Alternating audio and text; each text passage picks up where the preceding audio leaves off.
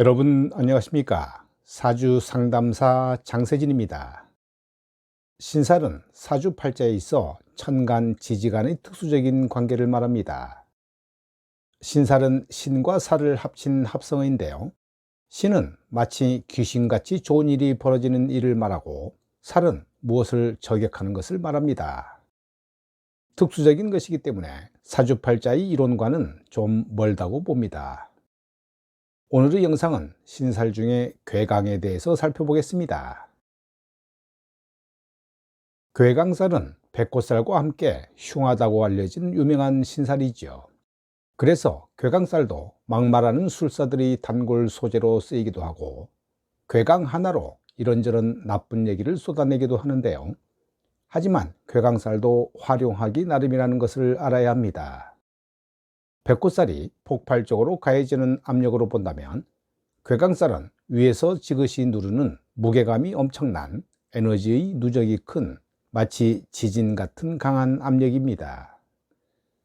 괴강살은 진과 술의 지지에서만 머무는 신살인데요. 진과 술은 천을귀인 대신에 괴강이 머무는 변화와 변동이 큰 강력한 기운이 있는 자리입니다.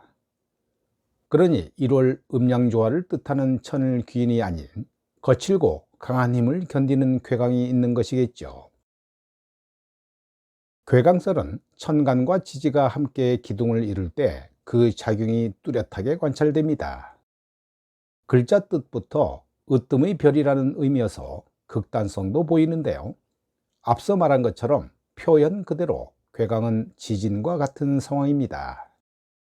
무거운 압력이 가해지다가 한 번에 터지는 형태인데요.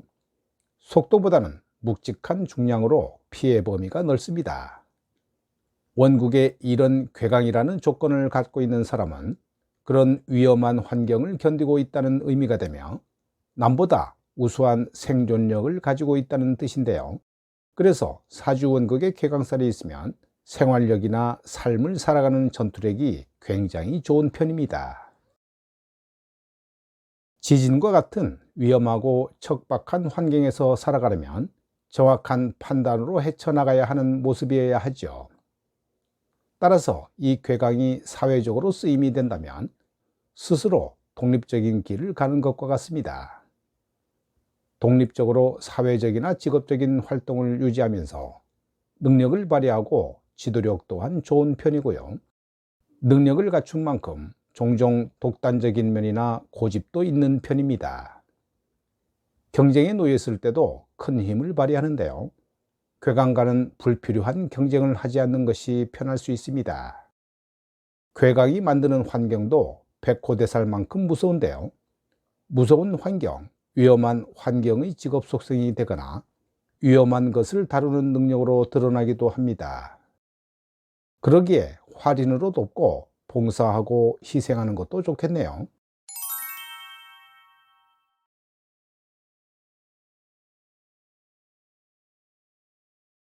우주의 이치에 맞는 모습으로 길한 작용이 되려면 괴강이 주는 강력한 힘과 우수함으로 얻은 것들을 다른 사람에게도 베푸는 것이 좋습니다. 자꾸 독단적으로 양보하지 않고 베풀지 않으면 스스로 곤경에 빠지거나 자멸하기도 하는데요. 이런 능력이 있는 괴강이 흉한 말을 듣는 부부는 가정적으로 불안함을 만들어낸다는 것입니다. 특히 괴강일주인 여자에게 따라오는 통변이 결혼 생활의 불안정함을 만들어낸다는 것인데요. 극단적으로 남편이 무능력하고 떠난다고도 봅니다. 검색으로 이 영상을 찾아오신 분들 중에는 이 내용 때문에 오신 거라 생각되는데요. 결론부터 말하면 괴강일주 여명이 강한 면이 있긴 하지만 전부 남편과 대립하고 결혼 생활에 갈등이 많이 따르는 것은 아닙니다. 괴강 일주들이 생활력이 강하고 총명하기 때문에 여자는 남편의 보호가 필요 없다고 생각이 돼서 스스로 삶을 개척하는 경우가 많기도 한데요.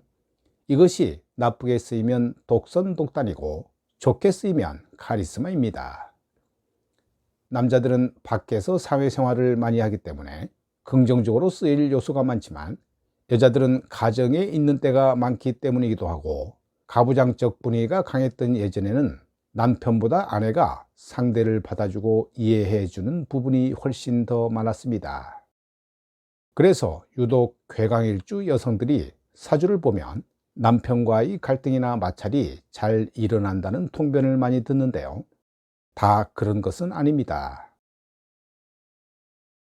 요즘은 가정의 주도권을 여성이 가진 집안이 많고 여성들도 사회활동을 활발하게 하는 시대이므로 너는 결혼 생활이 불안하게 될 거야가 아니라 독단성으로 인한 갈등을 주의하는 것이 좋습니다 라고 하는 게 적절합니다.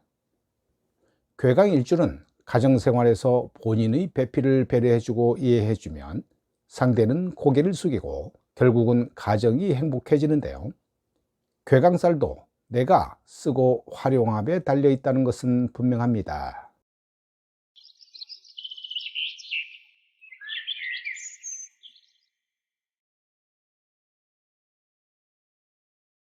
이 명식의 주인공은 무기수인데요. 명주의 성향이 매우 강하다는 것이 사주에 잘 나타나 있네요.